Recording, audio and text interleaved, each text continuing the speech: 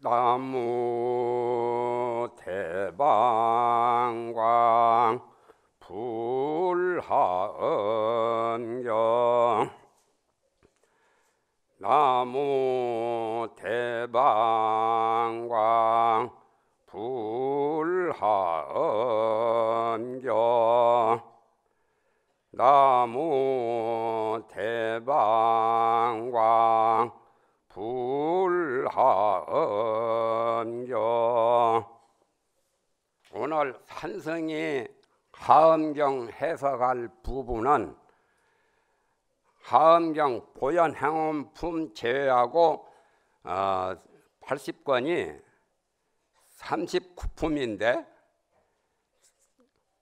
39품 중에 오늘 설명할 부분이 바로 하엄경 열애 십신 상해품 제34품께 들어갑니다.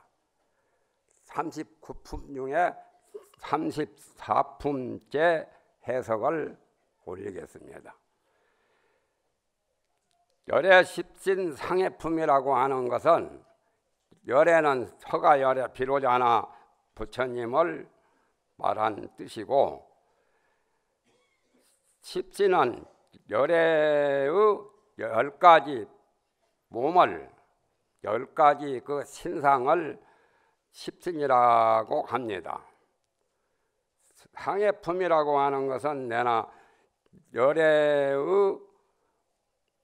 몸에 32상 80종호, 일반적으로는 삼성불교에서는 그렇게 말하지만은 여기 하엄경에서는 일승불교에서는 37 무슨 32상 80종호가 아니라 97대인상으로 이렇게 설명을 하고 있습니다.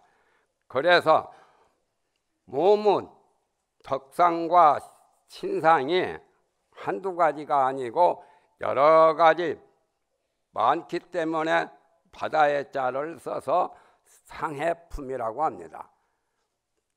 부처님의 몸이 즉 말하면 육근공덕도 이루 말할 수 없고, 예를 들면 미간백혼이 뭐 정상육계상이니 그러한 공덕이 이루 말할 수 없기 때문에 그래서 상해품이라고 합니다. 상이 바다와 같이 많다는 뜻이죠. 많고 깊고 아주 심오하고 또한 광대 무변하기 때문에 그래서 열애 십신 상해품이라고 합니다.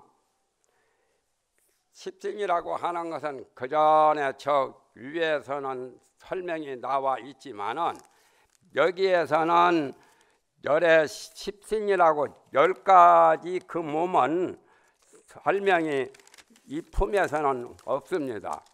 그래서 열애 십신을 설명을 하자면은 부처님은 명호를 10가지로 말하죠. 열애 십호. 열애 십호는 열애 응공, 정변지, 명행족, 선서, 세간의, 무상사, 조어장부, 천인사, 불, 세존까지 하면 11가지죠. 그런데 부처님께서 10가지 몸을 갖추었다고 해서 구족했다고 해서 불자구십신이라고도 합니다. 그러니까 부처님은 일반 중생과 범부와는 달라서 가장 이 세상에서 뛰어난 성인 중에 최고 성인이 바로 부처님입니다. 그래서 부처님은 성중성이라고 합니다. 성인 중에서도 성인이다 말이죠. 세상에서는 보통 뭐 예수, 공자, 소크라테스, 석가모니를 4대 성인이라고 하지만은 4대 성인 중에도 석가모니 그 석가열애 부처님이 최고로 성인 중에 가장 뛰어난 성인이기 때문에 그래서 열애께서는 명칭이 명호가 다른 성자에게 찾아볼 수 없는 10가지 명호가 있죠. 아까 말한 그걸 다 설명하려면 시간이 허용되지 않기 때문에 대충 그러한 그 핵심만을 여러분에게 말씀을 드리겠습니다. 아까 말한 부처님께서 자신이 10가지 몸을 구족하고 이 세상에 출현을 하셨는데, 저 하엄경 제일 첫 품이 세죽 묘음품이죠. 두 번째 품이 열애 현상품. 열애가 몸을 나타냈다라고 해서 열애 현상품이라요. 사진 현상이 아니라 부처님 몸을 나타내신 그러한 것을 열애 현상품이라 하고, 이 다음에 또 나오는 열애 출현품이 또 있죠.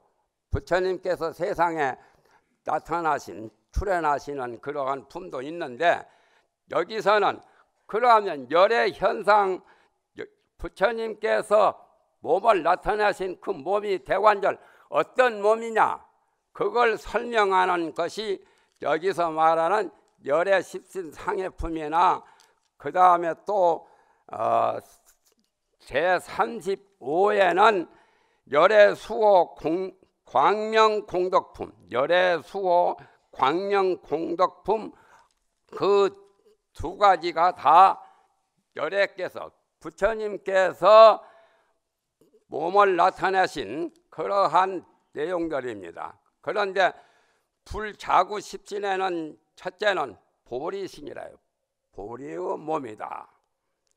아까 열애 응공 정변지 그 신명호와 같이, 십호와 같이 보리의 몸, 보리의 몸이라고 하는 것은 보리수 나무 밑에서 6년 고행 끝에 도를 깨달아서 그야말로 우주 진리, 마음의 본체를 가장 최고 최상으로 깨달으신 그러한 보리의 몸이지요.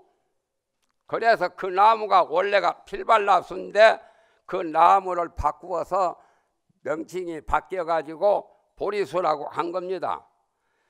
그리고 두 번째는 원신, 부처님의 원력으로 중생을 다 교화하고 제도하신다는 그러한 원의 소원이라고 하는 원의 몸이다 말이죠. 두 번째,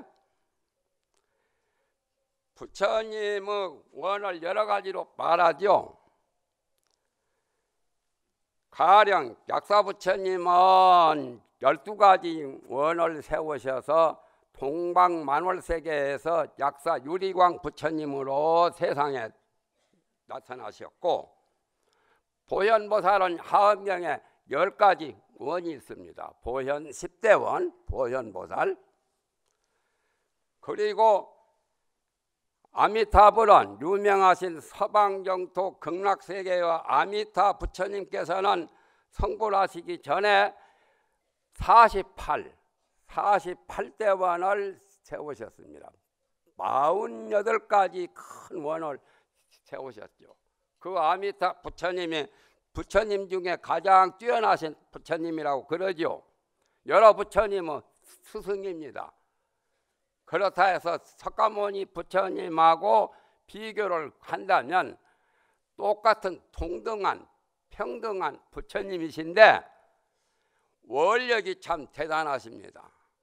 그리고 서가열애께서는 가장 나쁜 세계, 이 오타각세, 사바세계의 교주로 출현하신 부처님이신데, 서가열애 부처님께서 발원하신 원을 세우신 그 원은 장장 500대 원이요. 500. 그러니 48대 원보다 숫자가 굉장히 많지요. 500 정도 더 되죠. 그런데 그렇게 여러 불보살들이 도를 이루어서 상구보리, 위로는 보리를 구하고 아래로는 중생을 제도하는 그러한 것이 그냥 무의미하게 되는 게 아니라요. 큰 건축물도 설계를 제대로 잘해야 되고, 설계사가 설계를 내가지고 그 설계에 의해서 또 최고 기술을 발휘해서 위대한 건축물을 세우는 것처럼 부처님이 이 세상에 나오실 때 그냥 쉽게 이렇게 밥 먹듯이 되는 게 아니거든요. 그래서 원을 세워서 원에 의해서, 설계에 의해서 건축을 하는 것처럼 원을 성취할 때, 그때 성불할 때입니다. 그리고 중생을 제도할 때고, 그래서 두 번째는 원어몸, 세 번째는 화신, 삼신, 열애의 삼신 가운데 법신, 보신, 화신 세 가지가 있죠. 화신이란 말은 변화를 하는, 조화를 부리는, 변화하는 몸입니다. 예를 들면 서가모니 부처님은 화신으로 나타나셨죠. 인도에 1100억 화신이라고 나오죠. 1100억 화신이 내나 이 삼천 대천세계, 사바세계가 숫자가 좀 차이가 나죠. 원래는 10만을 억이라고 했습니다. 그렇죠. 처음에는 십진법으로 보면은 10만을 억이라 하기도 하고, 그 다음에 또 시대가 흐르면서 100만 숫자를 억으로 보기도 하고, 1억을 또 그 다음에 1000만을 억으로 보기도 하고, 지금은 10,000,000을 억으로 보지요. 만을 만배해야 1억입니다. 그렇게 숫자 차이가 있기 때문에, 그래서 1100억이라고 했지만은 이 사바 세계는 10,000,000을 1억으로 본다면 즉 말하면 10억 세계입니다. 해와 달이 10억 개 있는 이 세계가 우리가 보는 지금 지구상에 나타난 그 세계와 같은 그 세계가 10억이 있어요. 그러한 10억 세계가 바로 사바세계요. 그걸 삼천대천세계라고 말도 하지요. 삼천대천세계라는 것은 해와 달이 즉 말하면 일항성계가 하나 있는 세계를 일소세계라 하고, 그와 같은 세계가 천 개가 모이면 1000배를 소천세계라 하고, 소천세계가 또 1000배 모이면은 중천세계, 소중대로, 또 중천세계가 1000배가 모이면은 그걸 이제 대천세계라 해서 삼천대천세계라고 합니다. 소천, 중천, 대천. 그렇게 많은 세계의 중생들을 교화하시기 위해서 부처님이 500대원을 세우시고 중생을 교화하는 화신으로 나타나는 것이 세 번째 화신이에요. 지금 말하면 다른 하나 있지만은 천강유수 천강울이라고, 강이 1000개면 달이 1000개가 나타나고, 강이 10,000개 있을 경우에 달이 10,000개로 나타납니다. 그러니까 투명체에는 달이 하나지만은 1000개, 10,000개, 억만 개로도 나타나죠. 그와 같이 변화하는 그 몸을 화신이라고 합니다. 그리고 네 번째는 역지신이라고 하는데, 역지신은 부처님의 위력과 법력과 도력과 여러 가지 유실력을 가지고 몸을 지탱한 거죠. 그러니까 저 다른 소승경전에 보면은 외도들이, 바라문교 외도들이 부처님을 박해하려고, 해를 입히려고 부처님에 대해서 안 좋은 생각을 가졌지요. 그런데 독한 화살을 쏘아도 화살이 몸에 맞지 않고 그 화살이 연꽃으로 변했습니다. 그 대단하죠. 그리고 큰 천하장사 그런 역사들이 부처님을 해치려고 해도 부처님의 힘을 못 당했어요. 천하장사가 수백 명, 수천 명 덤벼들어도 부처님을 감히 어떻게 해볼 수가 없습니다. 그리고 동물 중에는 코끼리와 용이 가장 세죠. 소보다도 더 센 동물이 코끼리 아니요? 그런데 그러한 고약한 맹수들을 힘이 센 그러한 짐승들을 출동시켜서 부처님을 해치려고 해도 해치지 못했어요. 그렇게 부처님은 유실력이나 법력이나 도력이나 여러 가지 그런 공덕의 힘을 가지고 몸이 되었기 때문에 그 몸을 역지신이라고 합니다. 역이랑은 힘력자에다가 가질 지자, 주지하는 지자죠. 그리고 다섯 번째는 상호신이요. 부처님 몸이 얼마나 아름답고 얼마나 미묘하고 얼마나 참 거룩하신지 그 상이 말할 수가 없어요.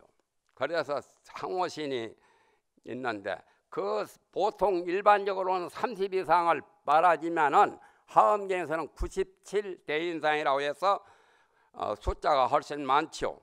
그러한데 80종호, 80가지 좋은 그러한 미덕을 지닌 그 몸을 상호신이라 하고, 여섯 번째는 유세신, 유력과 어마어마한 힘, 요즘 말하면은 그 권위가 뛰어나다고 그러한 권위와 같은 그러한 몸을 유세신이라 하고, 일곱 번째는 의생신, 뜻으로 자기 뜻대로 태어날 수 있어요. 사람으로 태어날 수도 있고 동물로 태어날 수도 있고 또한 귀신으로 태어날 수 있고 천상 사람으로 태어날 수 있고 보살의 몸으로도 태어날 수 있고 또 부처의 몸으로도 태어날 수 있는 뜻대로 이 세상에 출생을 하는 의생신, 뜻이자에다가 날생자 의생신이고, 여덟 번째는 복덕신, 부처님의 복과 덕은 이루 말할 수가 없습니다. 말로 다 설명할 수 없어요. 그리고 아홉 번째는 법신, 삼신 중에 법신, 화신, 보신은 지금 언급이 없지만은 법신이 아홉 번째요. 그리고 열 번째는 지신이라, 지혜의 몸. 그러니까 법신이라고 하는 것은 보통은 청정법신, 비로자나 부처님이라고 하지요. 법신이라고 하는 것은 이 육체의 육신과는 별개지요. 내나 육신도 법신에서 나온 거고, 법신이라는 것은 변치 않는 진여의 법, 즉 말하면 진리의 법으로 몸이 된 것을 법신이라고 합니다. 법신은 형체가 있는 게 아니죠. 그렇기 때문에 금강경에도 열애의 몸은 30 이상이 아니다라고 그런 말씀을 하셨죠. 30 이상이 30 이상 아니라는 말씀이 금강경에 나온다는 것은 30 이상은 법신에서 파생된 하나의 육신을 가진 육신이고, 법신은 형체가 없지만 우주만법이 다 부처님의 몸이라요. 그래서 열애의 십신이 어마어마하죠. 과거, 현재, 미래 3세에 통하는 그러한 십신도 있고, 부처님이 일체 중생을 강강하고 포악하고 난폭해서 못된 중생을 교화할 때 그러한 몸을 나타내는 조어사하는 조어의 십신도 있는데, 여기서 이제 열 번째 지신하고 아홉 번째 법신하고 그 화신하고 그러한 등등의 몸이 십신이라요. 그 십신의 몸이 이루 말할 수 없는 공덕과 여러 가지 복덕과 광명으로 이룩된 거예요. 그래서 지금 열애 십신 상해품에서 그러한 것을 설명하는 겁니다. 직접 열애의 몸을 보시기가 어렵고 보시지 않았기 때문에 그래서 그러한 설명을 들을 때 조금 가공적인 것처럼 그러한 상징적 존재로만 생각할 수가 있지만은 열애께서는 이 세상에 수억만 번 나오셨어요. 중생을 위해서. 법만경에 보면은 8,000번 사바세계에 나오셨다고 하지만은 우리 역사상으로는 한 번 나타나셨죠. 인도에서 약 3,000년 전에. 그래서 열애 십신 상해품에서는 그야말로 부처님의 공덕과 또한 몸을 설명하는 겁니다. 저 위에서 여러 보살들이 열애 현상품에서 부처님의 육근, 눈, 귀, 코, 혀, 몸, 의근까지 육근을 알고 싶어서 물었고, 또한 부처님 몸은 대관절 어떻게 된 몸이신가를 물었지요. 또 여러 가지 공덕이 광명이 법계에 충만하고 법계에 두루하는 그러한 것을 불가사의한 그러한 법을 물었기 때문에 여기서 보현보살이 지금 열애십신 상해품에서 설명을 지금 하시는 겁니다. 그런데 세상의 모든 공덕이 아무리 뛰어나고 아무리 위대하고 어마어마하다 해도 부처님 몸의 이 털 하나의 공덕을 못 따라간다는 거예요. 몸친다는 거예요. 그리고 열애의 몸의 이 털이 아무리 공덕이 많다 해도 간단히 줄인다면 미간백호의 공덕을 못 따라간다는 거예요. 부처님이 양미간에 하얀 털이 있죠. 그걸 요즘에는 수정같이 하얗게 만들었는데 불상을, 그게 털입니다. 이렇게 잡아 당기면 길게 쭉 나오고 놓아두면은 동글동글해 이렇게 고딩이처럼 그냥 수정덩어리처럼 이렇게 하얗게 오른쪽으로 이렇게 돌아있죠. 시계 바늘처럼. 그걸 미간백호라고 합니다. 그러니까 부처님 머리에 여러 가지 그런 상호가 많이 있는데 눈이나 귀나 코나 모두 또 머리카락이나 여기 정상 육개상 같은 거 불상에 보면은 부처님 여기에 뭐 빨간 것도 있고 여가 상토같이 쑥 나온 것도 있죠. 정상 육개상이 있지만은 정작 무견정상이라고 하는 볼 수 없는 열애의 최고 정상은 아무도 못 봐요. 보살도 못 봅니다. 초지보살, 이지보살, 팔지보살도 못 보고 구지보살, 십지보살이 부처님의 유모가 되어서 부처님을 양육할 때, 어릴 때 동자 시절에 부처님은 무견정상을 보려고 아무리 그 구지보살, 십지보살의 실력을 가지고 쳐다봐도 도저히 보이질 않아요. 그게 자꾸 올라가서 높이 저 색구경 천상보다도 더 높이 올라가니까 보이질 않아요.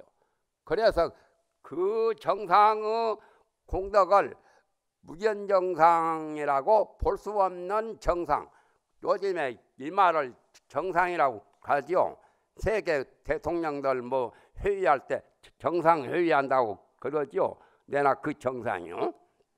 그렇게 공덕이 무궁무진한데 여기서 30 이상을 97 대인상으로 설명을 하셨는데, 대인상이라고 하는 것은 가장 위대한 사람, 중국 사람들은 대인이라는 말을 많이 쓰죠.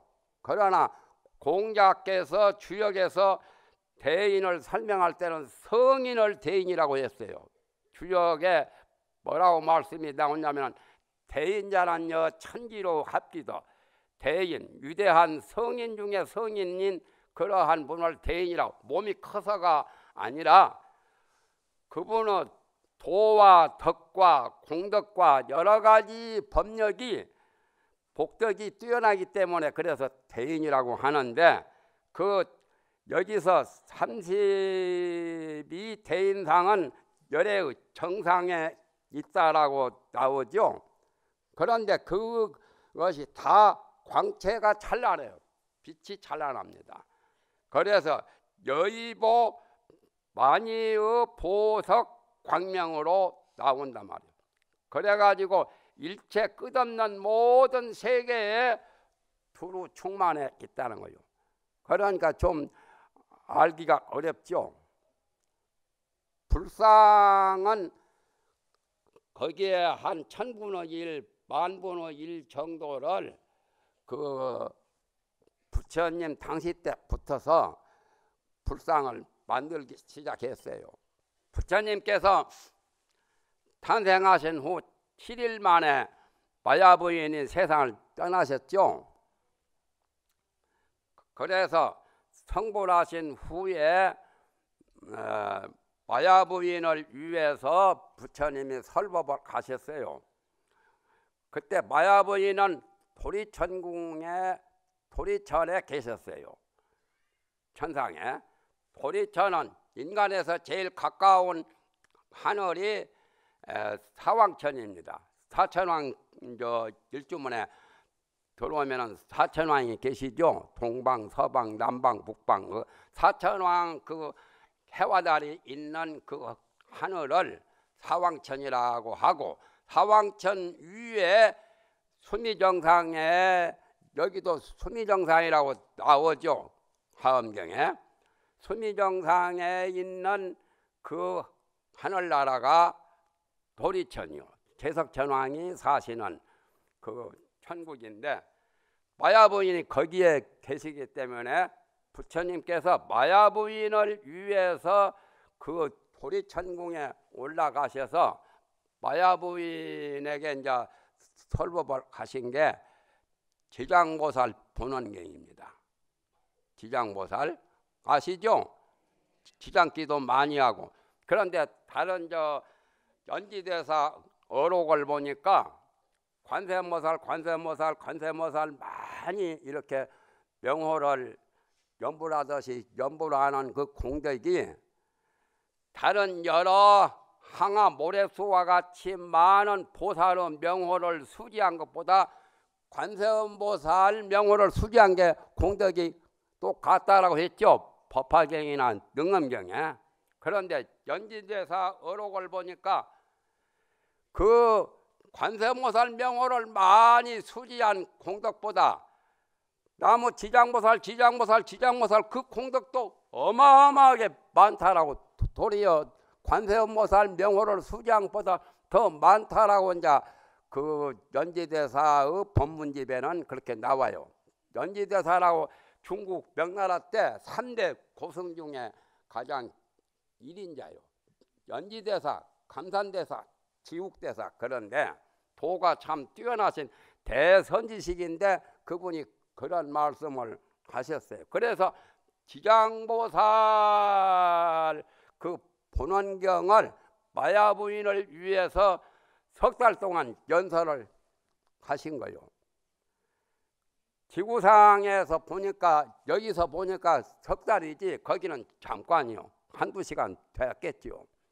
그래서 그때 부처님을 숭배하고 받들고 신앙을 하는 여러 그 부처님의 제자나 또한 부처님을 받드는 신도들이 부처님을 보고 이렇게 예배 공양을 올려야 되겠는데 부처님이 이 지구상에 안 계시니까, 그래서 그 우전국 나라 임금이 또 굉장히 불심이 놀라우신 분인데 부처님을 사모해서 부처님 대용으로 부처님 몸과 비슷한 그 몸을 불상을 만들기 위해서 목걸련 존자, 신통이 가장 뛰어나신 목걸련 존자를 불러서 그야말로 부처님 몸 그대로 가장 그 유수한 목공이나 또는 금공이나 그러한 그 기술자를 동원해서 불상을 조각했어요. 그런데 전단나무로 조각을 했죠. 전단 향나무로. 그래서 거룩하게 참 부처님 몸과 똑같이 키가 16척이죠. 장육근신. 그런데 아무리 잘해도 부처님 음성은 못 나오죠. 요즘 같으면은 뭐 무슨 녹음이라도 해가지고 나올 수가 있겠지만은 그 당시에는 녹음은 부처님의 음성은 못 나오고 또 부처님과 같이 살아서 활동하는 그 모습은 없어요. 그래서 부득이 이제 수레에다가 부처님을 모시고 향과 꽃과 여러 가지 공양구를 바치면서 부처님께 그렇게 예배 공양 기도를 했습니다. 그래서 불상이 그때부터 우전국왕이 전단 향나무로 불상을 조성한 그때로부터 이제 불상이 처음 생겼어요. 석 달 만에 부처님이 도리천에서 이 인도로 내려오시니까 불상이 이제 가짜 부처죠. 쉽게 말하면 자리를 피하는 거예요. 진짜 부처님이 내려오시니까 목상으로 만든 전단상으로 만든 그 불상은 자리를 피하니까 서가열애께서 부처님께서 피할 거 없다 이대로 있어라 말이에요. 그러면서 마정을 하셨죠. 마정수기. 내가 이 세상에 80년을 있다가 이 세상을 떠난 후에는 이 불상이 나의 대신 모든 중생의 복밭이 될 거라고, 복전이 될 거라고. 그래서 수기를 주셨죠. 예언을 하신 거예요. 그때로부터 그러니까 부처님 생존 시에 불상이 나왔어요. 그게 이제 화신에 속하겠죠. 그것도 일종 변화로 나타나니까 인공으로 되었든지 또한 천작으로 되었든지 이 세상에 나타난 그 부처님 몸을 화신이라고 합니다. 그리고 열애의 몸이 전체가 16척인데 신장이 16척이 보통은 나무로 화장을 하지요. 그러나 나무 향나무를 가지고 부처님 몸을 화장하려고 하니까 안 타요. 불이 붙지를 안 해요. 희한하죠. 그래가지고 걱정을 많이 했었죠. 부처님 열반 후에. 그런데 부처님께서 자기 몸에서 자신의 몸에서 삼매의 불이 나가지고 그걸 깨끗이 다 화장을 했습니다. 그렇게 하는 분은 인도의 삽삼조사가 거기에 다 그런 식으로 화장을 했어요. 인도에 예를 들면 가섭존자, 안한존자, 상하수존자 모두 그래가지고 저 27대는 바냐다라존자, 28대는 달마대사 그런 분들이 다 그렇게 몸에 대해서 자유자재한 그러한 힘을 가졌죠. 그래서 그분들은 나무로 불태운 게 아니라 자기 자신의 몸에서 불이 탑니다. 그래서 화장을 했어요. 열애의 몸이 전부 다 당신의 삼매의 불로 태워가지고 화장을 하고 보니까 그것이 전체 그냥 숯덩어리나 무슨 재나 또한 그 열애의 그런 골상이 유골이 나오는 게 아니라 그게 전부 다 사리로 화였어요. 16척 되는 거구가 전부 다 불이 타서 화장이 됐는데 그것이 전부 다 8섬 너말 살이라요. 팔곡사도 8섬 너말이니까 쌀로 말하면은 8섬이면 16가마죠. 16가마 너마르 사리가 나왔어요. 그래서 그 사리를 아유광 때, 아유광이라는 불교 큰 신자, 큰 인도를 거집한 통일하신 그러한 아유광이 불심이 놀랍고 부처님의 수기를 받은 분인데, 그분이 야사 존자하고 같이 해서 야차 신장을 동원해서 전 세계에다가 부처님 사리를 전부 모셨습니다. 그리고 한 1억이나 9억이 있는 곳에는 반드시 사리를 이렇게 모셨는데, 지금도 우리나라에 그 사리가 19군데가 있다고 그래요, 전설로. 그런데 해인사의 그 희랑대 위에도 그 바윗돌이 있는데, 바윗돌이 상당히 커요. 거기도 부처님 사리를 모신 천진탑이라고. 계룡산에도 있고, 아마 몰라서 그렇지 영축산에도 사리 아마 많이 봉안했을 거예요. 여기 지금 절에 봉안한 것도 불려 이 사리탑이지요. 그런데 그 천진탑이라고 하는 그 사리탑은 사람이 돌을 떨궈 가지고 그 속에다 사리를 집어넣는 게 아니라 그냥 자연적으로 저 신장님의 도술로 그냥 돌을 쪼개지 않고 돌을 구멍 내지 않고 그냥 였다는 거예요. 그거 참 신기하죠. 그래서 그 사리가 모든 중생의 복전입니다. 사리를 보고 예배하거나 공양을 올리거나 기도를 하거나 사리에 대해서 합장하고 경건한 마음을 가지면 모두 다 업장이 소멸되고 빨리 성불을 한다는 거죠. 그렇게 해서 그 사리가 수백 년, 수천 년, 수만 년을 지속하다가 서가열의 이 불법이 말세로 가서 오랜 세월을 지나면은 결국에 사람의 수명이 100년에 1년씩 줄어가지고 10살 될 때, 10살이면은 사람이 끝납니다. 지금은 연령 수준이 좀 잘 먹고 좀 생활이 좋아져서 좀 고령화 시대가 되었죠. 그것은 순간적인 그 시대 그냥 차이점이지 100년에 가면은 1년씩 줄어요. 그래가지고 사람의 수명이 84,000대에서 10살 될 때까지 되면은 불법이 세상에 없어진다는 거예요. 불법이 세상에 없어지면 경전도 벌써 다 용궁으로 다 털가 버리고 없어지고 사리도 무용지물이 되겠어요. 그러나 그 사리는 결국에 여의주가 되는 거예요.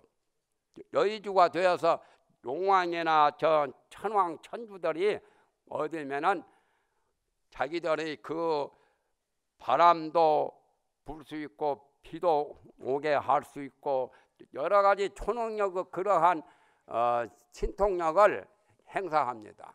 그래서 열애의 사리는 그냥 사리로만 끝나는 게 아니라 중생을 위해서 또 그게 이제 여의주가 되어서 중생에게 무궁무진한 이익과 공덕을 끼쳐 준다는 거예요.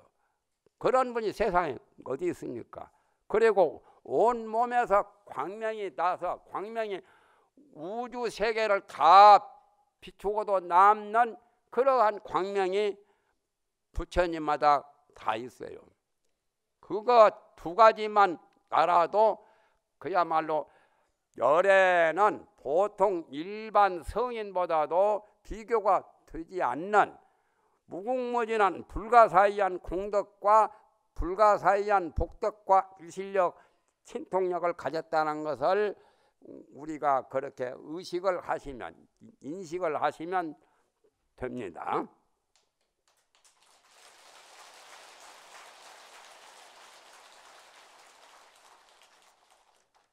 이거 이제 열애 십신 상해 품은 대충 오전에 이렇게 마치고 오후에는 이제 열애 수호 공덕품을 설명을 드리겠습니다. 그래서 부처님을 마음적으로 굉장히 흠모하고 존경하고 숭배하고 받든다는 나무불 나무아미타불 그 나무 정신을 갖고서 부처님을 지극한 마음으로 받들고 이렇게 부처님의 명호를 염불을 하시면은 말할 수 없는 한량없는 공덕이 그 속에 발생이 됩니다. 발생이 돼요. 그걸 믿지 않은 사람은 박복중생이고 업장이 지극히 중한 사람이고 그걸 능히 믿을 수 있고 그렇게 부처님은 그러하신 분이다라고 그렇게 수긍만 해도 그 공덕과 복덕은 이루 말할 수 없습니다. 세상에 그런 말이 있죠. 모든 금은 동철이나 돌이나 여러 가지 그걸 가지고 탑을 만들어도 그 탑은 수천 년 수만 년 되면은 무너질 때가 있습니다. 그렇죠? 그러나 무너지지 않는 것은 속담의 말과 같이 공덕탑입니다. 공덕탑은 무너지지 않아요. 공덕탑은 형체가 없지만은 형체가 없는 것이 억억만 년 지구가 없어지고 세계가 없어질 때까지도 그 공덕탑은 없어지지 않는 겁니다. 그래서 우리가 마음속에 열애의 공덕탑을 다 만드셔서 조성하시면 그보다 더 최고 공덕이 없어요. 그래서 이 말을 듣는 순간에 여러분께서 수긍하시고 믿고 그걸 신뢰하시면서 마음속에 공덕탑을 많이 세우십시오. 바라겠습니다.